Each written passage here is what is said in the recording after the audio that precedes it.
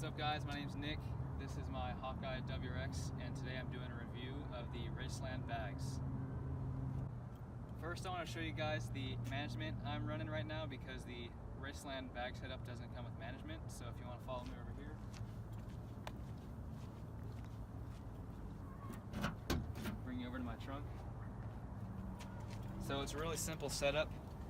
I just have the wood floor, and then underneath I got a Vixen 480cc compressor with a Vixen 4-gallon pancake tank, and I went with these because it was a super good deal and they are the same brand, so they're probably going to work well together. The tank came with a bunch of extra holes for fittings and all that, so I just plugged those up. Here I have my pressure switch that tells my compressor when to turn on and off if there's too much or not enough air in the tank. And then here is my main air line going up to my controllers up top. So now we'll head over inside the car. So what I did was I just cut out a hole for the controllers here. The line goes all the way up underneath the shifter, and then it goes from a 1 to a 2 to 4. So there's one line going to each of these, and I just press them up and press them down, and that obviously raises and lowers the vehicle. And then on the other side of the switches, there's one line going to each bag. So here are the two rears and the two fronts. And I also hooked them up to my sensors up here. So when I turn the key on, now they're reading 0 PSI in all of them because they're aired out. And when I raise it up, this number for the front will increase and the car is raising. And here's the rear, which is also raising. My ride height is about 65 PSI all around. It's pretty comfortable. There's not really any noises of like the bag bottoming out or anything like that. And it's a reasonable height to where I'm not going to scrape or rub on anything.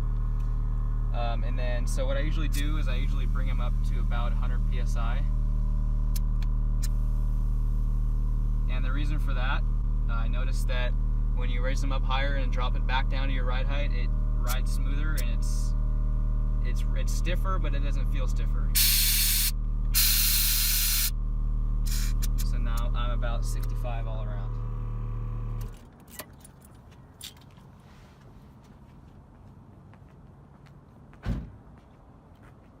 So this is the ride height that it's sitting at.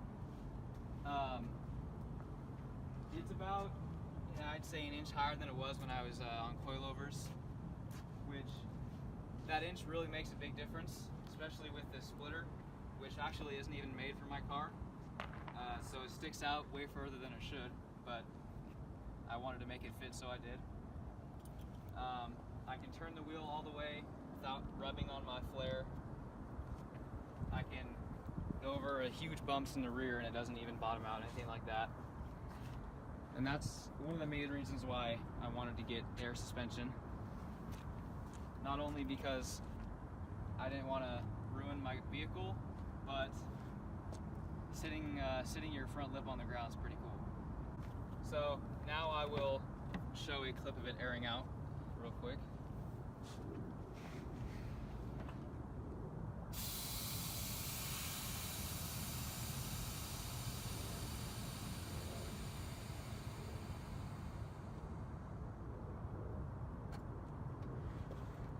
So that is fully aired out.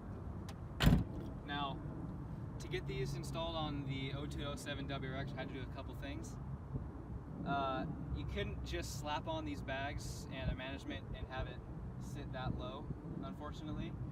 What I had to do is basically my axle, when I was static, rides about this far from the frame. So I knew that once I lowered it even more, I was going to have to cut my frame up a little bit. So what I did was I jacked it up, took off the wheel, and once you take out the strut, the hub falls down, so there's a lot of room to play with inside there. And I took an angle grinder, and I just, with a cutoff wheel, just went up on both sides of where the axle will eventually rest up in there. And that gave it about an extra inch to go lower. And even at this height, it's still not touching the frame, so I gave myself a little extra wiggle room. Another thing that's just specific to the 0207 WRX is on the back side, there's a bunch of like nuts and bolts that stick out into where your bag will be sitting. So you have to take a grinding attachment and you have to shave off on the inside of the fender well, or else it'll rub on your bag and eventually rip it. I think the coolest thing about the Raceland bags that kind of gives it a competitive edge over Airlift or K-Sport or D2, any other brands that are made, is I got the full kit, front and rear, for $900. And that's how much it costs to buy just the fronts for Airlift. And since I went with a manual setup and I bought it the cheap way because I'm a cheap ass, I paid about $500 for the management, so I'm in this $1,400 for brand new everything. Another tip that I have if you're going to be running a manual setup is don't make the mistake I did and buy plastic air fittings. You're going to want to go and get brass ones, even though they're about 10 times as expensive. So the problem I had was underneath my center console, where I have all my airlines running back to the tank, my plastic fittings would leak air really bad, and my compressor would never shut off because the tank would just leak out and never reach the full pressure. So I got the brass ones, and I also got them for the attachments for my sensors, and that fixed every leaking issue that I had.